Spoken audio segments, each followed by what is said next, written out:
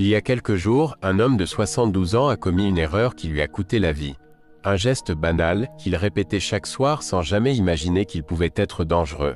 Ce qu'il ignorait, c'est que de nombreuses personnes de plus de 70 ans font exactement la même chose chaque nuit, sans se douter des risques bien réels que cela représente pour leur santé.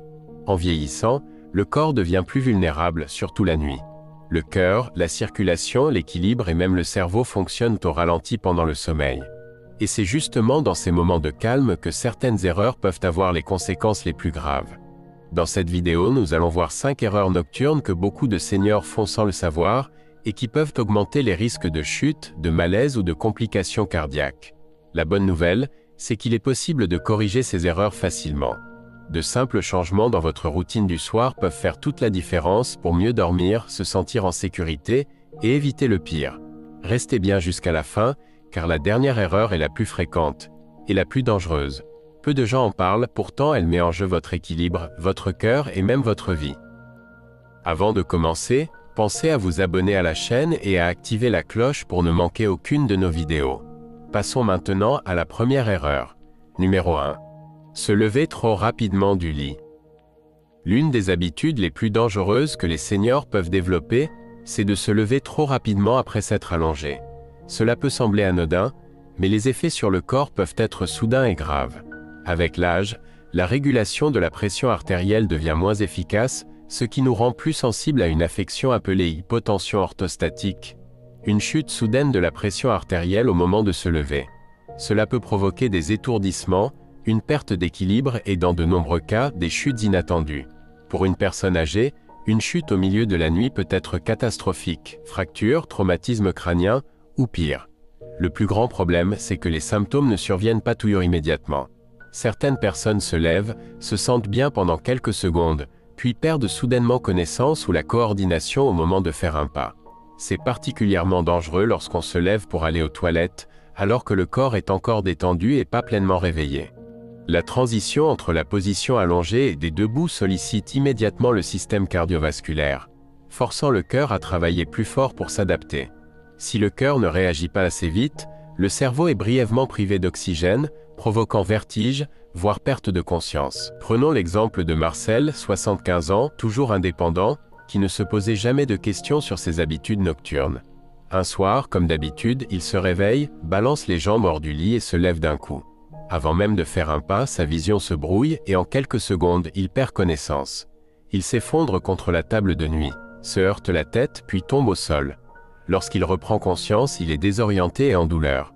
Plus tard, il apprendra que la chute soudaine de sa pression artérielle l'a fait s'évanouir et qu'il a eu de la chance de ne pas avoir subi une blessure grave au cerveau.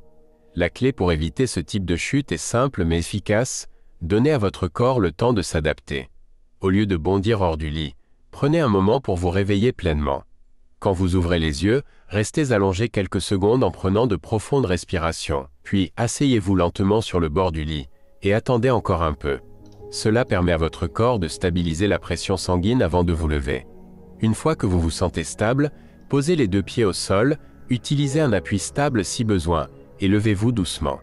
Si vous ressentez souvent des vertiges ou un manque d'équilibre en vous levant, il est aussi important de vérifier si vos médicaments peuvent jouer un rôle. Certains traitements pour la tension, les diurétiques ou même certains somnifères peuvent aggraver ce phénomène. Assurez-vous aussi d'avoir une lampe ou une veilleuse à portée de main pour bien voir où vous allez. Et si vous avez déjà ressenti des étourdissements nocturnes, parlez-en à votre médecin. Un simple changement dans votre manière de vous lever peut suffire à prévenir une chute dangereuse. Numéro 2. Boire trop d'eau avant de se coucher. Rester bien hydraté est essentiel pour la santé. Mais boire trop d'eau avant d'aller dormir peut faire plus de mal que de bien, surtout pour les personnes âgées. Avec l'âge, le corps régule moins efficacement les liquides et les élimine plus lentement. Résultat, boire de grandes quantités d'eau le soir augmente les risques de se lever plusieurs fois dans la nuit pour aller aux toilettes. Cela perturbe le sommeil et peut même entraîner des déséquilibres électrolytiques, de la déshydratation et des chutes dangereuses en pleine nuit. L'un des problèmes les plus fréquents s'appelle la nicturie, le besoin d'uriner plusieurs fois pendant la nuit. Beaucoup de seniors vivent avec ça sans savoir que la quantité d'eau qu'ils boivent le soir joue un rôle clé. Quand la vessie se remplit trop vite, elle envoie des signaux d'urgence au cerveau, vous forçant à vous réveiller plusieurs fois rien que pour aller aux toilettes. Mais ce n'est pas juste une question de sommeil. Ces interruptions régulières affaiblissent le système immunitaire, fatiguent le cœur et à long terme peuvent accélérer le déclin cognitif. Un mauvais sommeil a été lié à un risque accru de démence, de maladies cardiaques et de stress chronique sur le système nerveux. Autrement dit, maintenir un sommeil stable et profond est essentiel en vieillissant. Mais le danger ne s'arrête pas là. Chaque fois que vous vous levez la nuit pour aller aux toilettes, vous augmentez le risque de chute. Se déplacer dans l'obscurité, à moitié endormi, peut être très désorientant. Et chez les seniors, le moindre faux pas peut provoquer une fracture ou un traumatisme crânien. De nombreuses chutes nocturnes surviennent à cause d'un éclairage insuffisant, d'un état de somnolence et d'une envie pressante qui pousse à se précipiter.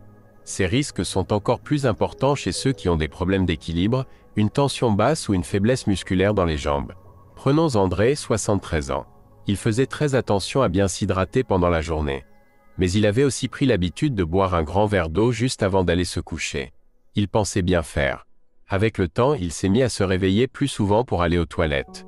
Et un soir, dans la précipitation, il a trébuché sur le coin de son tapis et s'est fracturé la hanche. Son médecin lui a ensuite conseillé de revoir ses habitudes d'hydratation afin de limiter les réveils nocturnes et d'éviter d'autres chutes à l'avenir. La solution, ce n'est pas d'arrêter de boire de l'eau. C'est de choisir le bon moment pour le faire. Essayez de boire la majorité de vos liquides le matin et l'après-midi, puis réduisez progressivement votre consommation en soirée. Si vous avez soif avant de dormir, prenez quelques petites gorgées, pas un grand verre. Et évitez les boissons caféinées ou alcoolisées, car elles sont diurétiques et aggravent encore le problème. Si vous êtes toujours avec nous et que vous trouvez ces conseils utiles, laissez un commentaire avec numéro 2 pour me dire que vous êtes là. Et si vous n'êtes pas encore abonné à la chaîne, je vous recommande de le faire maintenant et d'activer la cloche pour ne rien manquer. Votre soutien nous aide à continuer à créer du contenu pour vous informer et vous inspirer. Numéro 3. Dormir dans une pièce trop froide. Beaucoup de gens aiment dormir dans une chambre fraîche, c'est vrai, mais pour les personnes âgées, une pièce trop froide la nuit peut représenter un vrai danger pour la santé. Avec l'âge, le corps devient moins efficace pour réguler la température interne. Cela signifie qu'il a plus de mal à se réchauffer pendant le sommeil. Et une baisse de la température corporelle la nuit peut ralentir la circulation sanguine, fatiguer le cœur et même provoquer des problèmes respiratoires. Ce qui semble être une chambre un peu fraîche dans la journée peut devenir dangereusement froide la nuit, surtout quand le métabolisme ralentit naturellement pendant le sommeil. L'un des plus grands risques, c'est ce qu'on appelle la vasoconstriction. Les vaisseaux sanguins se contractent pour conserver la chaleur. Chez les seniors qui souffrent déjà de problèmes cardiaques, ce phénomène peut mettre le cœur à rude épreuve, augmentant le risque de pression artérielle élevée, d'arythmie, voire d'infarctus pendant le sommeil. Et ce n'est pas tout. Le froid peut aussi épaissir légèrement le sang, ce qui favorise la formation de caillots, un facteur de risque connu pour les AVC. Même une exposition modérée au froid, nuit après nuit, peut user progressivement le système cardiovasculaire et entraîner des complications inattendues. Un autre effet souvent négligé, c'est l'impact du froid sur le système immunitaire. Quand le corps doit constamment lutter pour maintenir une température interne stable, l'immunité ralentit. Résultat, les personnes âgées deviennent plus vulnérables au rhume, à la grippe et aux infections respiratoires qui peuvent être plus longues et plus graves chez les seniors. Dormir dans une pièce froide et sèche peut aussi irriter les voies respiratoires, provoquer une congestion nasale, voire aggraver les sinusites ou les infections bronchiques. Prenons l'exemple de Raymond, 77 ans. Il aimait dormir dans une chambre fraîche et baissait toujours le thermostat avant d'aller se coucher. Mais avec le temps, il a commencé à se réveiller avec des raideurs, des maux de tête et parfois même une gêne respiratoire. Au début, il n'y a pas prêté attention.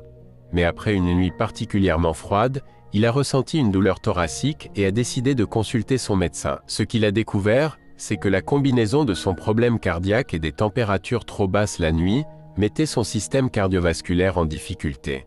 En rehaussant légèrement la température de sa chambre et en utilisant plus de couverture au lieu de baisser le chauffage, il a pu mieux dormir, sans prendre de risques pour sa santé. Alors que faire?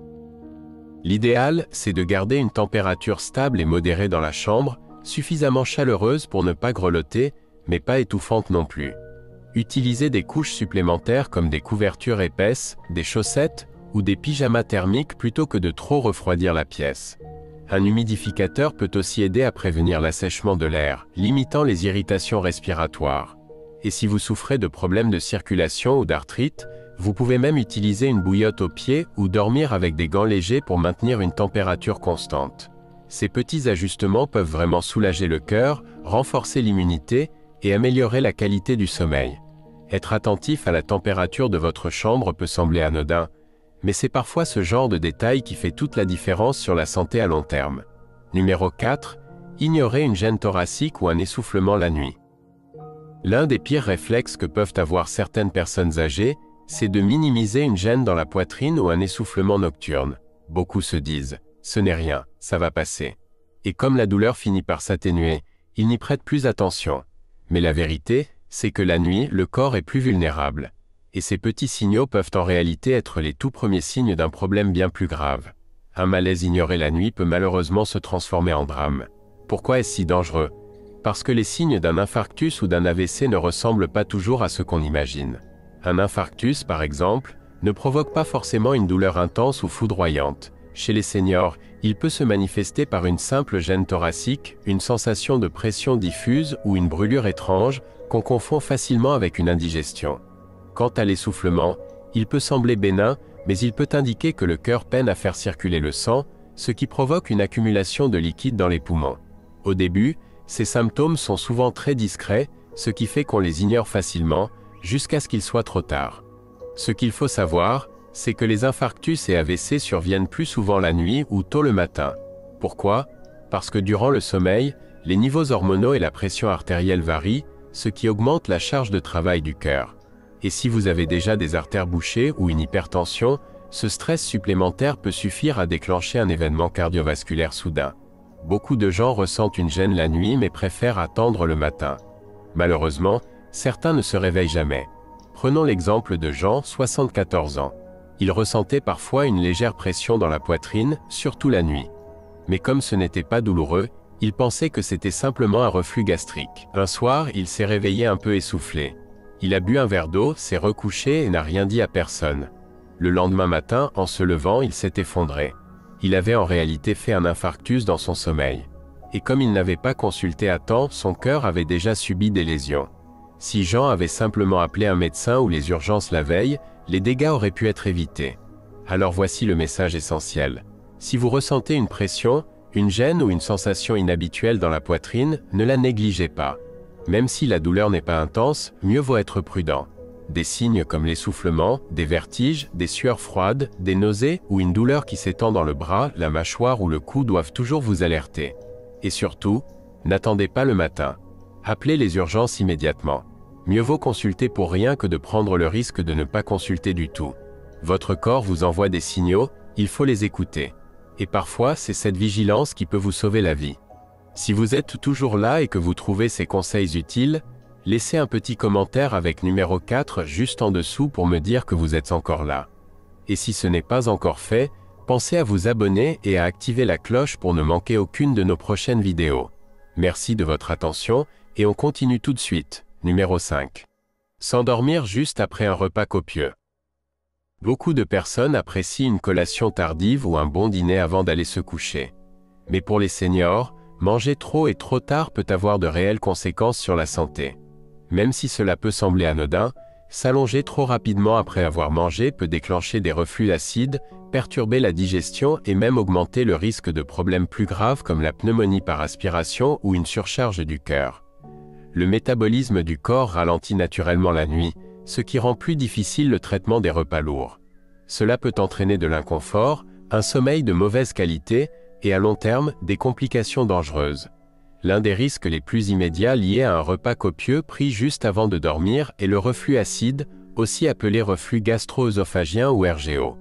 Lorsque l'on se couche avec l'estomac plein, l'acide gastrique peut remonter dans l'œsophage, provoquant des brûlures, de la toux et des irritations.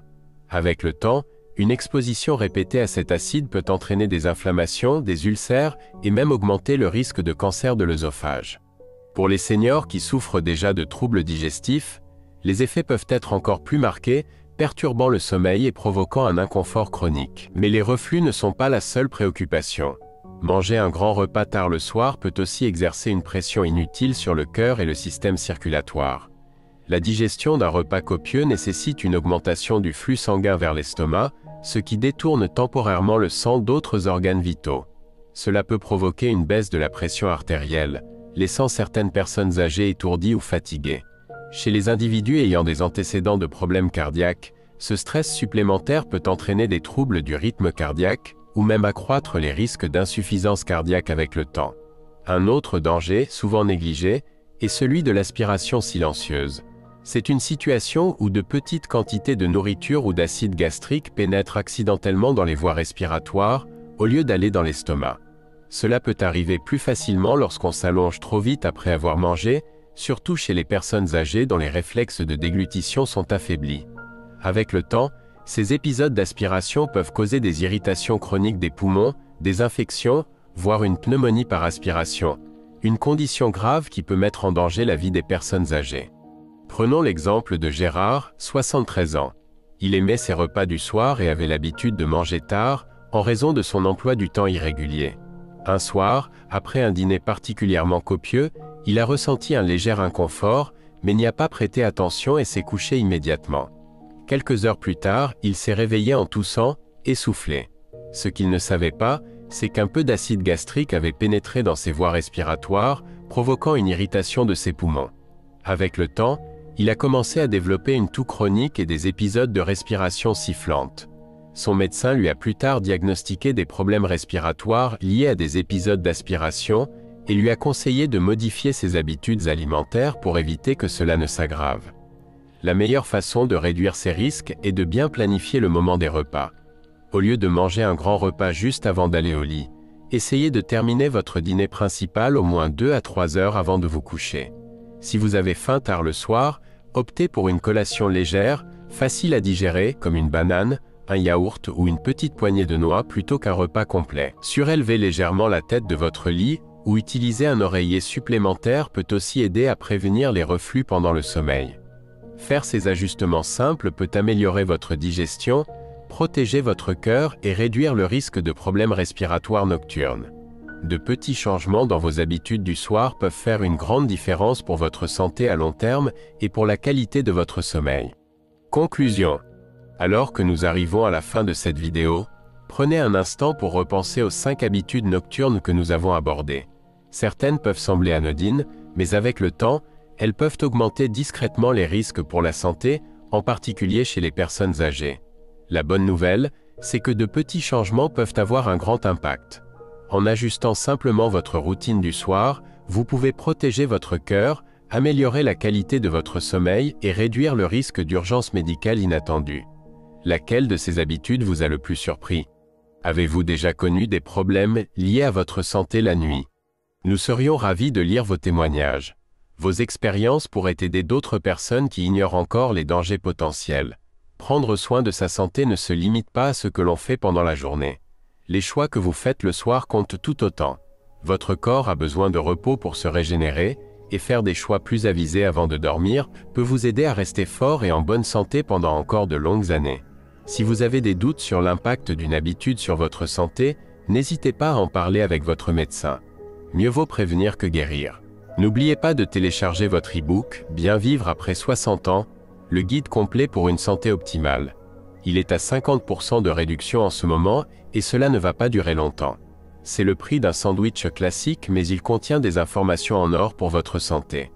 Alors ne perdez pas trop votre temps et allez récupérer votre copie aujourd'hui et remerciez-moi plus tard. Merci de nous avoir suivis aujourd'hui. Nous serions ravis de lire vos retours. Laissez un commentaire ci-dessous et partagez une chose que vous avez apprise et comment vous comptez l'appliquer dans votre vie. Vos messages nous motivent énormément à continuer. Et si cette vidéo vous a été utile, pensez à cliquer sur j'aime, à vous abonner à la chaîne et à activer la cloche pour ne manquer aucun de nos contenus. Merci encore, et à très bientôt dans une prochaine vidéo.